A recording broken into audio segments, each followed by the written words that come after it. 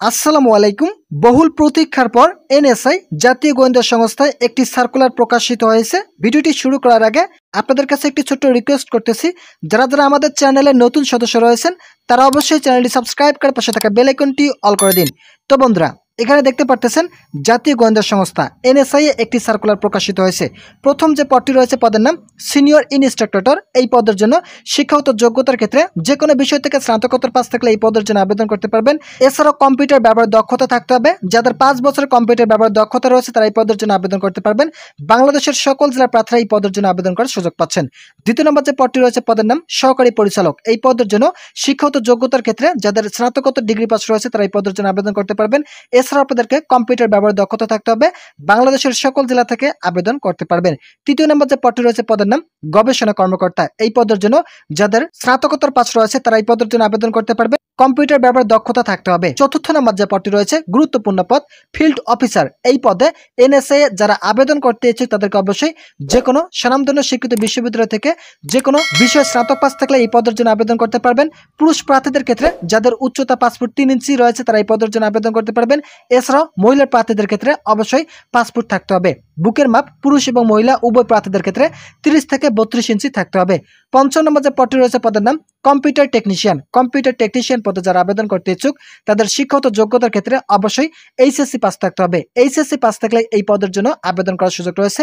এছাড়াও যাদের 2 বছরের ট্রেড কোর্স সার্টিফিকেট রয়েছে এবং কম্পিউটার চালানোর দক্ষতা রয়েছে তারা এই পদের জন্য আবেদন করতে পারবেন। ষষ্ঠ নম্বর যে পদটি রয়েছে পদের নাম কম্পিউটার অপারেটর। এই পদের জন্য যাদের স্নাতক পাস রয়েছে এবং কম্পিউটার ব্যবহারে মুদ্রাক্ষরে প্রতি মিনিটে বাংলা 25 এবং ইংরেজিতে 30 শব্দের গতি রয়েছে তারা আবেদন করার সুযোগ পাচ্ছেন।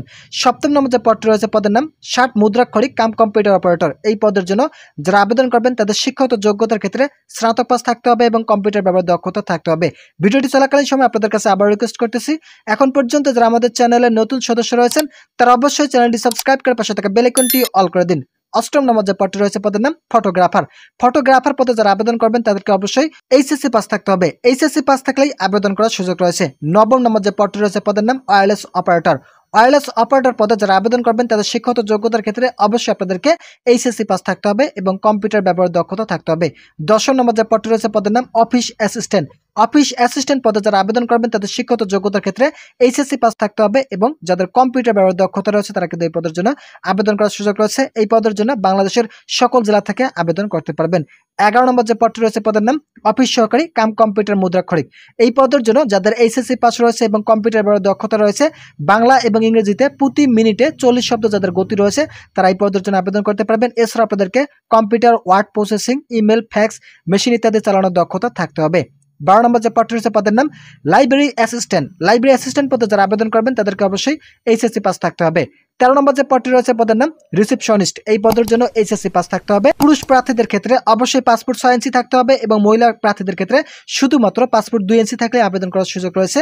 পুরুষ এবং মহিলা উভয় প্রার্থীদের ক্ষেত্রে 30 থেকে 32 ইঞ্চি থাকতে হবে বুকের মাপ।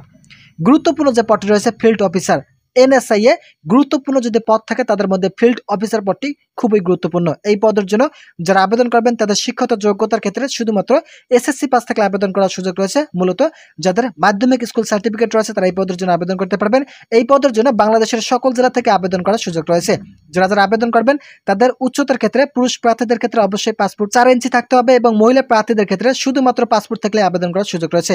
পুরুষ এবং মহিলা উভয় প্রার্থীদের ক্ষেত্রে 31 থেকে 33 ইঞ্চি বুকের মাপ থাকতে হবে। তবে এই সার্কুলারটি এখন পর্যন্ত প্রক্রিয়াধীন অবস্থায় আছে। কিছুদিনের মধ্যে এই সার্কুলারটি প্রকাশিত হতে যাচ্ছে। এই সার্কুলারটি প্রকাশিত হবে ফেব্রুয়ারি মাসের শেষের দিকে। এই সার্কুলারটি প্রকাশিত হওয়ার সম্ভাবনা রয়েছে। তবে যারা এই সার্কুলারটি পেতে ইচ্ছুক তারা অবশ্যই চ্যানেলটি সাবস্ক্রাইব করে পাশে থাকা বেল আইকনটি অল করে দিন, যাতে আগামীতে ফেব্রুয়ারি মাসের শেষের দিকে এই সার্কুলারটি প্রকাশিত হওয়ার সাথে সাথেই আপনাদের কাছে নোটিফিকেশন পৌঁছে যায় এবং আপনারা এই সার্কুলারটি দেখে আবেদনটি সম্পূর্ণ করতে পারেন। তাই যারা এখন পর্যন্ত আমাদের এই চ্যানেলটি সাবস্ক্রাইব করেনি তারা দ্রুত সময়ের মধ্যে এই চ্যানেলটি সাবস্ক্রাইব করে পাশে থাকা বেল আইকনটি অল করে দিন। এরপর আরেকটি পদ রয়েছে পদের নাম ডার্ক রুম অ্যাসিস্ট্যান্ট। এই পদের জন্য শুধুমাত্র এসএসসি পাস থাকলে আবেদন করার সুযোগ রয়েছে। ডেস্ক রাইটার এই পদের জন্য এইচএসসি পাস থাকতে হবে। সব শেষে যে পদটি রয়েছে পদের নাম অফিস সহায়ক। এই পদের জন্য এসএসসি পাস থাকলে আবেদন করার সুযোগ রয়েছে। সম্পূর্ণ বিনা অভিজ্ঞতা আবেদন করার সুযোগ রয়েছে। যারা এই সার্কুলারটি পেতে ইচ্ছুক এবং আবেদন করতে ইচ্ছুক তাদের জন্য শুভ কামনা রইল। কিছুদিনের মধ্যে এই সার্কুলারটি প্রকাশিত হতে যাচ্ছে। মূলত এই সার্কুলারটি প্রকাশিত হবে ফেব্রুয়ারি মাসের শেষের দিকে। বিভিন্ন সূত্র থেকে জানা যাচ্ছে ফেব্রুয়ারি মাসের শেষের দিকেই এই সার্কুলারটি প্রকাশিত হবে। তাই তাই যারা যারা এই সার্কুলারটি পেতে ইচ্ছুক তারা অবশ্যই চ্যানেলটি সাবস্ক্রাইব করে পাশে থাকা বেল আইকনটি অল করে দিন, যাতে আগামীতে এই সার্কুলারটি প্রকাশিত হওয়ার সাথে সাথেই আপনাদের কাছে নোটিফিকেশন পৌঁছে যায় এবং আপনারা সার্কুলারটি দেখে আবেদনটি সম্পন্ন করতে পারেন। তো বন্ধুরা, আজকের এই ভিডিওটি এ পর্যন্ত। ভালো থাকুন, সুস্থ থাকুন।